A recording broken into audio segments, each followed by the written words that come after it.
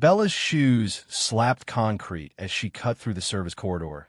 The tray of glasses she'd been carrying seconds ago already shattered somewhere behind her, and the shouting from the ballroom was getting louder, not softer, which meant they were coming for her, not just at each other. A hand closed around her wrist and yanked her sideways into the pantry, and she opened her mouth to scream before she registered the tattoos climbing up out of his collar, ink coiling around his throat like something alive. "Don't," Dante Moretti said, low, his other hand already pressed flat against the door to keep it shut. "If you scream, we both die in this closet." Bella's heart was slamming so hard she could feel it in her teeth. "Let go of me." In a second, his eyes, dark, unreadable, a man who'd clearly been counting exits his whole life, flicked toward the door, toward the muffled sound of boots on marble. "There are 4 men out there who think I skimmed $2 million from a shipment I never touched. I did not survive 14 years in this family to die because of somebody else's math error. That's not my problem," she whispered. "It is now. You're the only person in this house who isn't trying to kill me tonight." A beat, and then, almost gentler, "Stay quiet for 60 seconds. That's all I'm asking." Outside, a voice barked something in rapid Italian, and another voice answered, and the footsteps slowed, right outside the pantry door. Bella pressed herself flatter against the shelving, glass jars biting in her spine, and for one absurd, suspended second she thought, if you're watching this and your pulse is doing what mine is right now, hit subscribe because this story does not slow down from here. The footsteps stopped. Dante's hand moved from the door to her waist. Not intimate, just positioning, angling his body in front of hers like a shield built out of muscle and old scar tissue, and she felt the warmth of him even through the panic, even through the fact that she'd met this man exactly 40 minutes ago when he'd asked her to refill his glass, and she'd said his cufflinks were crooked. "They're not going to open the door," he murmured. "They're deciding whether it's worth the noise." "How do you know that?" "Because it's what I would do." The door handle turned. Bella's breath caught. Dante's whole body went still, coiled, and for a half-second she saw something in his face that wasn't calculation at all. It was fear, quick and human, gone as fast as it came, like he'd trained himself not to let anyone see it and forgotten she was close enough to catch it anyway. The handle stopped turning. A voice on the other side said something short, dismissive, and the footsteps moved off, fading down the corridor toward the kitchens. Dante exhaled like he'd been holding it for an hour, not a minute. "Who are you?" Bella said. Not really a question anymore. "And why does everyone in this house want you dead?" "Family business. You just hid in a pantry with a stranger from a bunch of men in tuxedos. That's not business. That's a funeral you're trying to avoid." Something almost like a smile moved across his mouth, gone before it landed. "You've got a mouth on you. You've got blood on your cuff." He looked down. There was, in fact, blood on his cuff. Not his own, she realized, judging by the way he didn't flinch when he pushed the sleeve back to check underneath it. Just evidence of a night that had already gone somewhere ugly before it ever reached this pantry. "I need to get to the east stairwell," he said. "There's a service exit past the wine cellar. If you help me get there without being seen, I'll make sure you're compensated for tonight. Whatever they were paying you to work this party, I'll triple it. I don't want your money." "Then what do you want?" Bella opened her mouth to answer, and the pantry door exploded inward.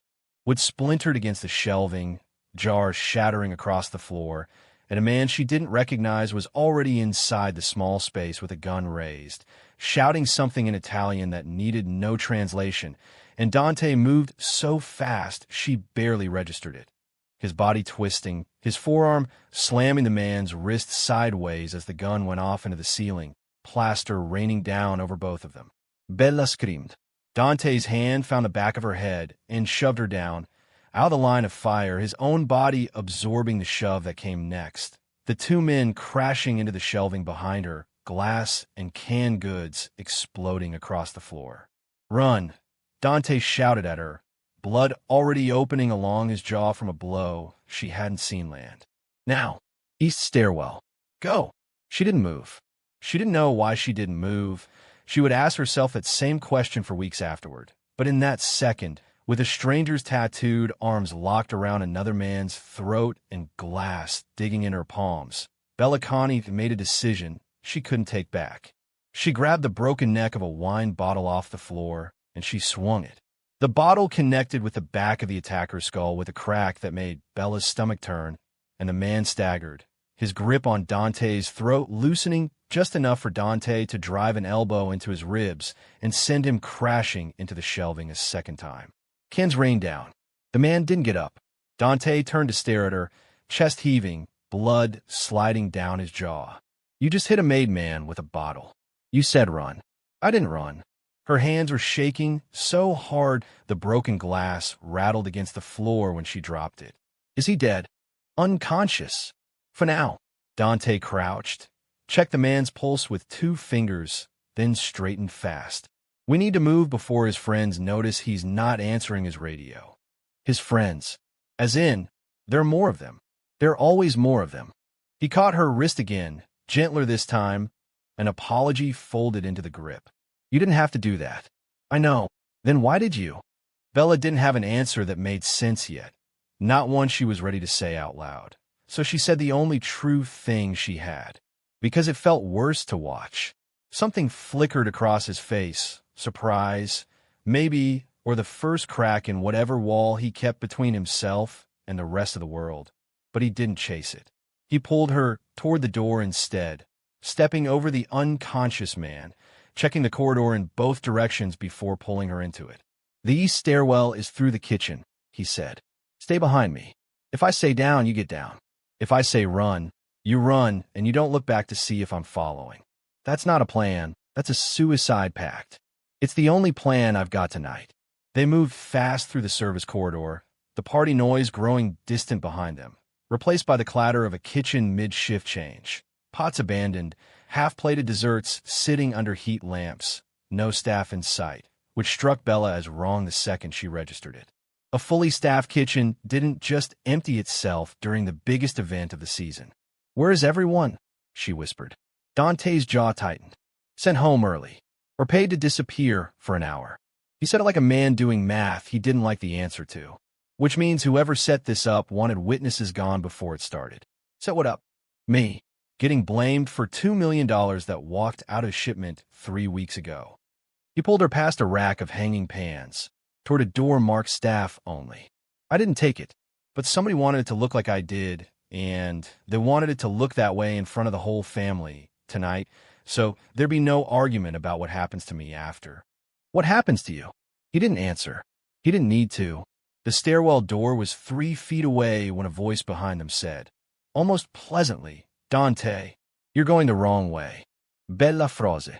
Dante turned slowly, positioning himself half in front of her again, and she finally got a look at the woman standing in the kitchen doorway, tall, silk gown the color of dried blood, diamonds at her throat, a face that belonged on a magazine cover, and eyes that belonged somewhere much colder.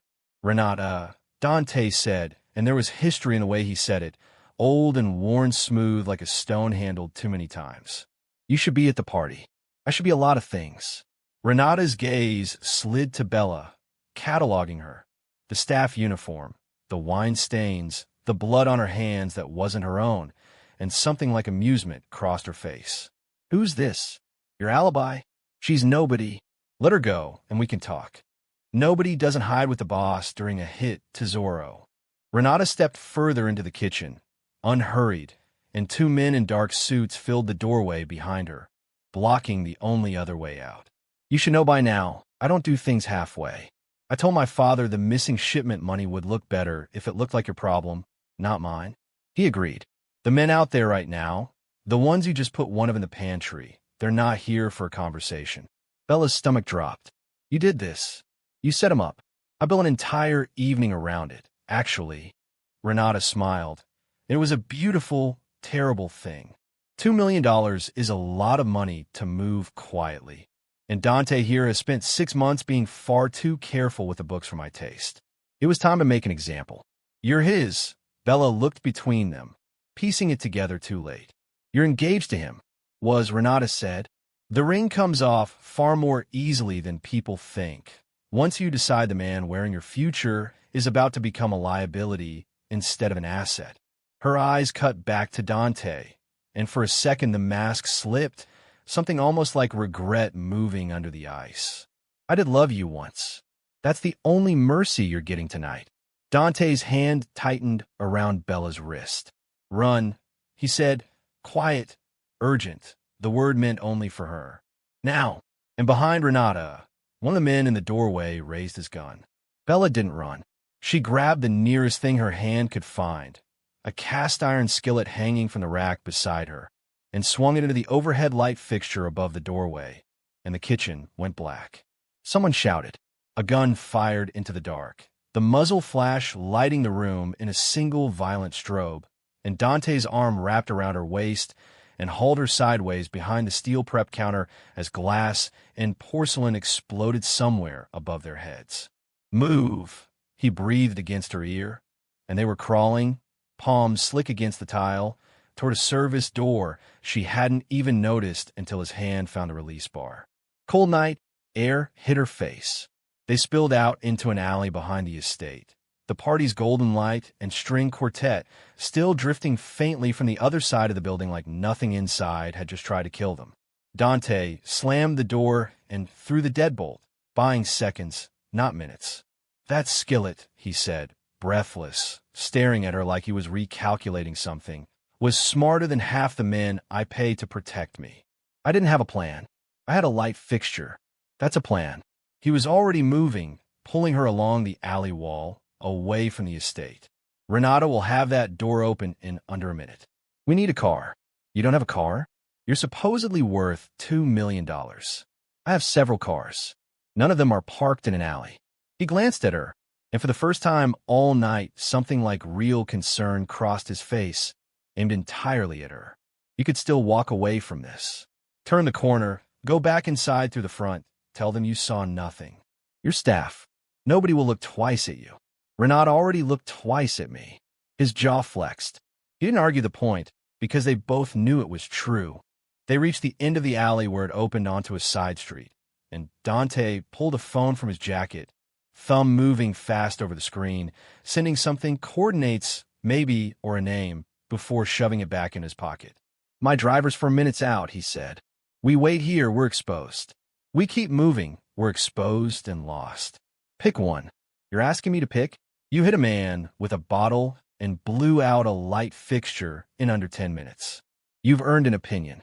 Something about that, the absurdity of it, the fact that a man worth killing over $2 million was standing in an alley asking a maid for tactical advice, cracked something open in Bella's chest. And despite everything, despite the blood still drying on his jaw and the gunfire still ringing in her ears, she almost laughed. Moving, she said. Standing still feels like waiting to be found. Moving it is. They cut through a narrow passage between two buildings, Dante's hand never leaving her wrist, and it was there, half a block from the estate, sirens finally beginning to bleed into the distance, that he stopped so abruptly she nearly ran into his back. What? Quiet. He listened. Somewhere behind them, footsteps, unhurried, deliberate. Someone who wasn't chasing so much as hurting. They're behind us. They're ahead of us, too. His voice had gone flat, calculating. This is a dead-end passage. Renata doesn't do halfway. Remember, she wouldn't have let us out that door unless she already had both ends covered. Bella's mouth went dry. You said your driver is 4 minutes out. We have maybe 90 seconds before whoever's back there closes the gap. He turned to face her fully, and in the dim light spilling from a street lamp at the passage's mouth, she could see the full weight of what he wasn't saying. That this might be the part where it stopped being about her at all, and became only about him. His mistake, his family, his fiancée who decided love was a liability she could no longer afford. Get behind the dumpster, he said. Whatever happens, you didn't see my face tonight. Your staff who got caught in a robbery. That's the story you tell the police. I'm not hiding behind a dumpster while they shoot you. Bella. You don't even know my name, she said, startled to realize it herself. And you're already trying to save me instead of yourself. What? For a second, in the dark, with footsteps closing from both directions, Dante Moretti looked at her like she'd asked him something he didn't have language for yet, something that had nothing to do with tonight, or Renata, or $2 million, and everything to do with the fact that she was the first person in longer than he could remember who'd chosen to swing a bottle instead of run. Because you stayed, he said simply. Nobody stays. If you were her in that alley, stay and fight, or hide and survive. Drop your answer below, because Bella's about to make the same choice all over again, and this time the stakes are about to get a lot higher. The footsteps behind them stopped. A new voice, unfamiliar, called out into the dark. Not Renata's men at all, but someone else entirely. Someone who said Dante's name like they'd been looking for him a lot longer than tonight. Dante Moretti. The voice carried down the passage, calm, almost courteous, which was somehow worse than shouting. You've gotten harder to find. Dante went very still. Salvatore. You remember me. I am flattered. A man stepped into the edge of the streetlight, silver-haired, unhurried, hands empty and visible, which Bella was beginning to understand meant nothing in this world. Your father and I did business for 20 years before you took over and decided my routes weren't worth the percentage anymore. That wasn't personal. Everything is personal when it's your money. Salvatore's eyes slid to Bella, cataloging her the same way Renata had, like she was a variable to be solved for rather than a person. Who's the girl? Nobody, Dante said too fast. You keep saying that about her, Bella muttered, and it keeps being less true. A ghost of something crossed Salvatore's face, amusement, maybe at her nerve, before it vanished. Renata called me an hour ago. Said tonight would be the night the Moretti family finally corrected itself. I assumed she meant handling you privately. I didn't realize she meant turning it into a circus with hired help caught in the middle. I'm not hired help, Bella said. I'm catering staff. There's a difference, apparently, if you're the one deciding who gets shot. She's out of mouth, Salvatore said to Dante, echoing the exact words Dante himself had used in the pantry an hour ago, and something about the repetition made Bella's skin crawl, like the whole night had already been narrated in advance by people who assumed they knew how it would end. What do you want? Dante said. You didn't corner me in an alley to reminisce. I want what I've always wanted. My route's back. My percentage restored to what it was under your father. Salvatore spread his hands. You give me that tonight, in writing, witnessed, and I make sure you walk out of this passage instead of being found in it tomorrow. Renata gets her outcome. I get mine. Everybody's satisfied. And if I say no, then I let her finish what she started, and I take the routes anyway once there's no Moretti left standing to argue about it. Salvatore's voice never rose, never sharpened. That was the terrifying part, Bella thought, that a man could discuss another man's death with less heat than a weather report. You have 30 seconds. I'm told your driver is close. I'd hate for him to arrive to a mess. Dante's hand found Bella's again. Not for comfort this time, but deliberate, a message she didn't fully understand until he spoke. Fine, he said. You get the routes.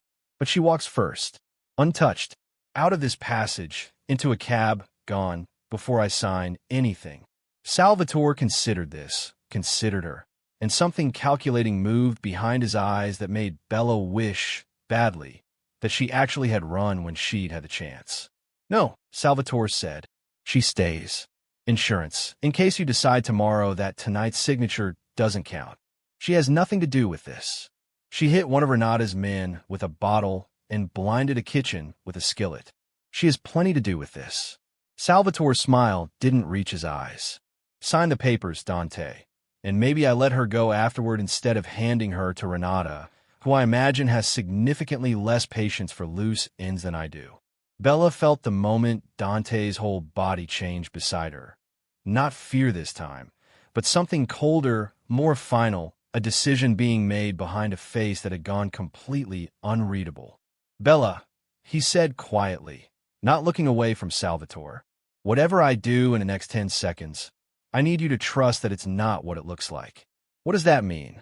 He let go of her hand, and then he was moving, fast, closing the distance to Salvatore before the older man's bodyguard could raise the gun he'd kept casually half-hidden at his side, and the passage exploded into chaos. A fist, a grunt, bodies colliding against brick. Bella pressed back against the dumpster with her heart in her throat as headlights suddenly swept into the mouth of the alley, tires screeching. A car door already opened before it had fully stopped. Get in, a new voice shouted. Dante's driver, she realized for minutes exactly, right on time, and Bella didn't think. She ran for the open door, glancing back once to see Dante still grappling with Salvatore's man in the dark. Blood on both of them now. No way to tell whose. He's still back there, she gasped as the driver reached across and yanked the door shut. He told me to leave with or without him, the driver said grimly, already reversing out of the passage. He was very specific about which one he'd prefer. The last thing Bella saw before the alley disappeared behind them was Dante Moretti, tattoos dark against his throat, turning to watch the car pull away with an expression she wouldn't be able to name for weeks. Not relief, not fear, but something that looked almost like grief for a choice he hadn't wanted to make. The car peeled onto the main road, and Bella twisted in her seat to watch the alley disappear behind them, her hands shaking so hard she had to press them flat against her knees to stop it. "You have to go back," she said. "He's still in there. He gave me an order." The driver's eyes flicked to the rearview mirror, checking for headlights that weren't yet following. 15 years I've worked for that family. First time I've ever seen him choose someone else's life over the job. That doesn't mean I want him dead because of me. Then pray he's as good as everyone says he is. They drove in silence for 6 blocks, Bella's pulse refusing to slow, replaying the look on Dante's face in the last half-second before the car pulled away. Not fear, she realized now, turning it over. Certainty, like a man who already knew exactly how the fight would end and had simply decided it was worth the cost. The driver's phone buzzed against the dashboard mount. He glanced at it, exhaled, and something in his shoulders eased fractionally. "He's alive," he said. Text came through. "He wants us to circle back to the 5th Street entrance, not the front." "Why not the front?" "Because the front is where Renata is still waiting, and he doesn't want her seeing you again tonight." They circled back through side streets, headlights off of the last block, and pulled up outside a service entrance where a figure was already waiting in the shadows. Dante, one eye swelling shut, knuckles split open, a fresh cut above his eyebrow, bleeding freely down the side of his face, but upright, moving under his own power, alive. Bella was out of the car before it fully stopped. "You're bleeding everywhere. Salvatore bleeds worse." He got in beside her, wincing as the door shut, and for a moment neither of them said anything, the adrenaline draining out of both of them at once, leaving something raw underneath. "You should have let the driver take you straight to a police station. Gotten as far from this family as possible. You should have let me help you fight instead of shoving me into a car. You already helped." A tired, crooked, almost smile. Skillet bottle blackout. "You're better at this than half the men on my payroll." "That's not a compliment I ever wanted." "No," he agreed. "But it's true anyway." The driver cleared his throat from the front seat. "Where to?" Dante's jaw tightened, calculating. "Not the penthouse. Renata knows it too well." He looked at Bella, and something in his expression shifted, weighing a decision that clearly cost him something to make. "I have a house outside the city. Nobody in the family knows it exists. Not Renata, not my father's old associates, nobody. I bought it before any of this started, back when I still thought I might want a life that wasn't this one. And you're taking me there. I'm taking you somewhere safe, because Salvatore knows your face now, and so does Renata, and neither of them believes nobody anymore." He held her gaze, steady despite the blood still tracking down his jaw. "I know I have no right to ask you to trust me. I got you shot at twice in one night, but I need you to anyway, just until this is contained." Bella studied him, the tattoos disappearing under his torn collar, the exhaustion under the adrenaline, the fact that he'd chosen her safety over his own escape without a half-second of hesitation in that alley, and she felt something settle in her chest that had nothing to do with fear anymore. "Okay," she said, "but you're explaining everything. All of it. No more family business." "Deal." The house, when they reached it 40 minutes later, was nothing like she expected. No marble, no gold, just warm wood and low lights, and a quiet that felt earned rather than staged. Dante sank onto the edge of the kitchen counter while she found a first aid kit under the sink without being told where to look, some instinct in her already moving toward him instead of away. "Hold still," she said, cleaning the cut above his eyebrow with a steadiness that surprised them both. "You're not scared of me. I watched you choose me over your own exit strategy in an alley an hour ago. I think I'm past scared. His hand came up, not to stop her, just to rest against her wrist, warm and careful. Renata's not going to stop. Salvatore's not going to stop. Whatever this becomes between us, and something's already becoming something, we both know that it puts a target on you that doesn't come off. Then tell me the whole story, Bella said quietly, so at least I know exactly what I'm choosing to stay for. He was quiet for a long moment, the cut on his brow half cleaned, his good eye fixed on her like he was deciding, finally, whether she'd earned the truth. It started 3 weeks ago, he said, when I found out the missing $2 million never actually left the family at all. It never left. Bella's hands stilled against the gauze. It's sitting in an account my father opened 18 months before he died. One he never told me about. Dante's voice was low, careful, like each word was a stone he was setting down one at a time. I only found it because Renata got sloppy. She used my father's old account number on a wire transfer she thought I'd never see. That's when I understood. The missing shipment money wasn't missing.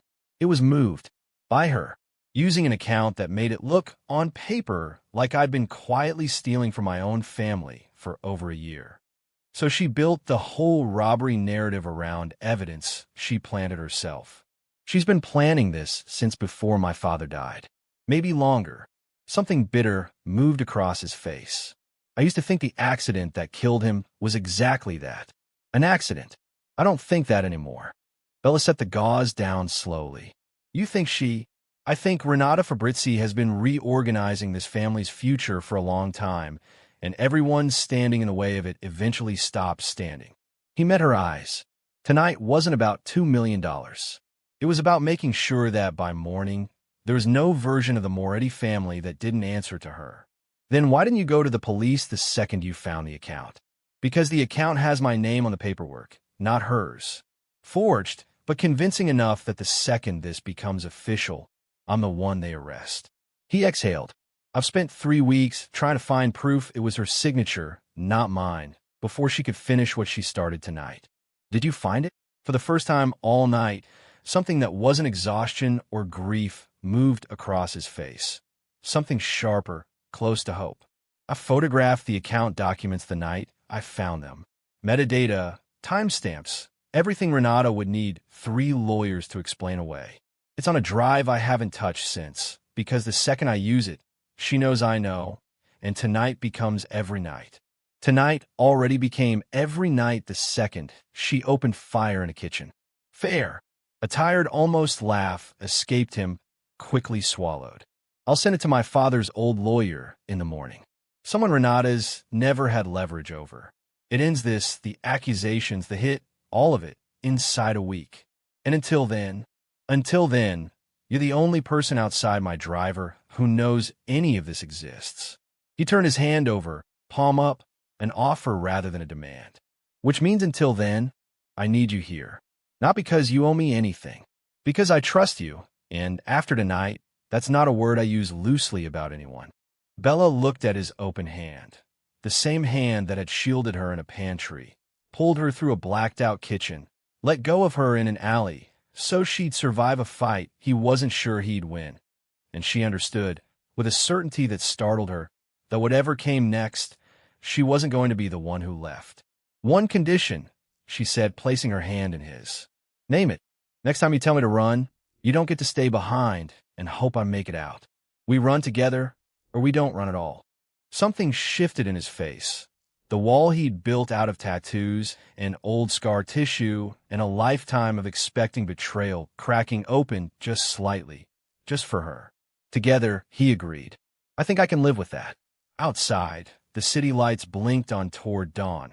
Renata's silhouette, no doubt still pacing some marble hallway, convinced her plan had already worked.